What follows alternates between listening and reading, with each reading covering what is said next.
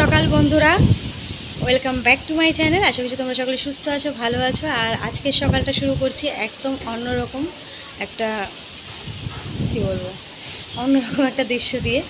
তো বাইরে হচ্ছে প্রচণ্ড ঝড় বৃষ্টি, কাল থেকেই শুরু, মানে কদিন ধরে তো বৃষ্টি হচ্ছিলো, কিন্তু কাল থেকে খুব পরিমাণে ঝড় শুরু হয়ে গেছে। এই দেখো, তোমরা তো আওয়াজ শুনেই বুঝতে পারছো।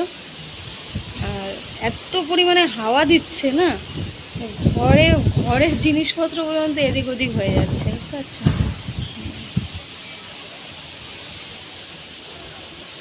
বৃষ্টি হবে, আরও বৃষ্টি হবে, চারিদিক শুধু বৃষ্টি আর বৃষ্টি। কলকাতাও শুনছি একদম, কলকাতায় প্রচণ্ড জল হয়েছে, খুবই খারাপ লাগে শুনে। প্রতিদিনই আপডেট শুনি। দেখো, আমি দাঁড়িয়ে থাকতে পারছি না এখানে, জানো, এত পরিমাণে আমাকে ঠেলে ফেলে দিচ্ছে। একেই আমি রোগা মানুষ, ঠেলে ফেলে দিলে কী হবে বলো। কী পরিমাণে ঝড় দেখো, আর হাওয়ার আওয়াজ তো তোমরা বুঝতেই পারছো, টের পাচ্ছ। দেখো দেখো, রে বাবারে, চারোদিক একদম বৃষ্টিতে একদম অবস্থা খারাপ। বৃষ্টি হলে অসুবিধা নেই, জোরে জোরে হাওয়া দেয় না, এটাই বেশ ভালো লাগে না। হাওয়া ঠিক আছে, মিডিয়াম ঠিক আছে, এই যে ঝড়গুলো ওঠে এটা আমার ভীষণ ভয় লাগে। কালকে রাতে তো আমি আর সোমো ছিলাম ঘরে, রাত্রে ওর বাবা সেই 12:30টার দিকে এসছে। কী ভয় যে লেগেছে, ফোনে চার্জ নেই, ওদিকে মোমবাতি যেটুকু ছিল সেটুকু জ্বালাতে জ্বালাতে শেষ হয়ে গেছে। লাস্টে যে ঠাকুরের ঘরের যে প্রদীপ থাকে, প্রদীপ জ্বালিয়ে বসেছিলাম, জানো, এত ভয় লাগছিল।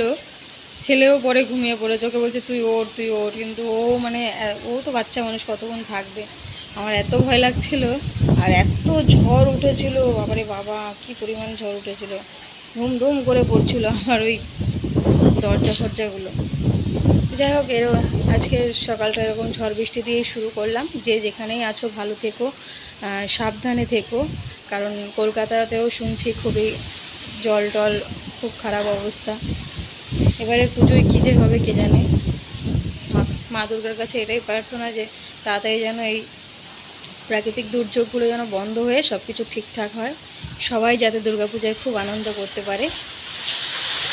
আর বৃষ্টি নেমে গেছে। তো সকালের কাজবাজ সেরে নিয়ে বসিয়ে দিয়েছিলাম রান্না, এই যে পরোটা আর বাঁধাকপি ভাজা। আজকের বাঁধাকপিটা কিন্তু দারুণ টেস্ট হয়েছিল। তো আজকে সকালে আর ভাত টাত বানাইনি, কারণ সকালবেলা কিন্তু আমি রান্না করিনি। এটা একটু বেলার দিকে, বলতে ওই 10:30-10টা বাজে, তো তখন 10:30টার মতোই বাজে, হ্যাঁ, তখন আর কি আমি এই পরোটা আর বাঁধাকপি ভেজেছি। কারণ আজকে সকালবেলা সময় দিদার বাড়ি থেকে খেয়ে গেছে, আর বাবাও দিদার বাড়ির থেকেই টিফিন নিয়ে গেছে। তো এখন হচ্ছে গিয়ে আমি পরোটা বানিয়েছি, আর আমার বাবা যেহেতু এসছে আমাকে নেমন্তন্ন করতে আমাদের, তো সেই জন্য বাবার কাছে কিন্তু যে টিফিনটা পাঠিয়ে দিলাম, বলছিলাম সোমোকে দিয়ে, ও পরোটা খেতে ভীষণই পছন্দ করে। সেই জন্য বাবা এসছে, আর বাবা দেখছে বাইরে বৃষ্টি, বলছে কী পরিমাণে বৃষ্টি দিল। আর এদিকে হচ্ছে সমস্ত যে কাকার যে বাসন টাসনগুলো ছিল ধুয়ে রেখেছিল, এগুলো হচ্ছে আমার বাপের বাড়িতে যাবে, বাবা নিয়ে যাবে। এই যে গাবলাটা দেখছো জোগাড় করেছে, ওটা নিয়ে যাবে, আর কিছুটা পরে নিয়ে যাবে। তাই আমি আর কাকি ওই বসে বসে কথা বলছিলাম আর কি, বাবা আমি কাকি। কারণ কালকে হচ্ছে আমার বাবার বাড়িতে একটা অনুষ্ঠান আছে, সেই জন্যই বাবা এসেছিলো আজকে নেমন্তন্ন করতে। শুধু কালকের জন্য নয়, পুজোর 5 দিন বাপের বাড়িতে জমজমাটি নেমন্তন্ন পেলাম একদম। ঠিক আছে, খুব আনন্দ, বাপের বাড়িতে 5 দিনের নেমন্তন্ন। তো আবার আমি একবার গেছিলাম, বলছি বাবা আবার ফোন করলো, এখন বাজে 1টা দুপুর, তো বলছে এক্ষুনি আয়, সোমর গায়ে পুরো অ্যালার্জিতে ভরে গেছে। তো একটা মলম ছিল ঘরে, লোশন, তো ওই লোশনটা আর কি ওকে যে ডক্টর দেখায়, আগে এমনি ছোটো ছোটো র্যাশ উঠেছিল, সেই জন্য দিয়েছিল। তো ওই লোশনটাই কিন্তু আমি লাগিয়ে দিলাম সারা গায়ে, পুরো ডোরা কাটা কাটা উঠেছে, তোমাদেরকে তো আমি ভালো করে দেখাতে পারলাম না। আর এদিকে হচ্ছে বাবা মা আর কি, সেদিনকে তো সোমর জামার কালেকশন সাইজ ঠিক মতো পাওয়া যাচ্ছিল না, তাই আবার আজকে গেছিলো, গিয়ে যে সোমর জন্য জামা নিয়ে এসেছে। যে শার্টের নিচে আবার একটা গেঞ্জি আছে, খুবই সুন্দর জামাটা। সমত শার্ট পরতে ভীষণ পছন্দ করে। জানি না সাইজে আশা করছি হয়ে যাবে, যেহেতু ওর ভাই ওই মলম টলম লোশনগুলো লাগিয়েছে তাই জন্য আর লাগানো হয়নি।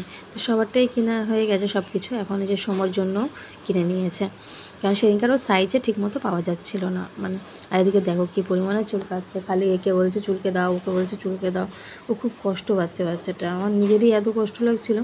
ওই যে দাদু বলছে এটা আর একটু লাগাও দাদা। তারপরে আমি ভাবছি একটু সময় দেখবো, তারপরে আর কি ওকে ডক্টরের কাছে নিয়ে যাবো। রাত্রেবেলা না পেরে ভাবলাম যে ওই লোশনটা হয়তো ঠিক হয়ে যাবে, অনেকটা ঠিক হয়ে গেছিলো আবার উঠেছিল। তাই রাত বিরেতে এই যে ঝড় বৃষ্টি, কিন্তু বাইরে কিন্তু ভালোই ঝড় বৃষ্টি হচ্ছিলো। যখন এসেছিলাম বেরিয়েছিলাম তখন হয়নি, তারপরে কিন্তু আবার ঝড় বৃষ্টি নেমেছিল। তো চলে এসেছি এই রাত বিরেতেই আর কি ছেলেকে নিয়ে ডাক্তার দেখাতে। তো ডাক্তার দুটো ওষুধ দিয়েছে আর ওই লোশনটাই লাগাতে বলেছে।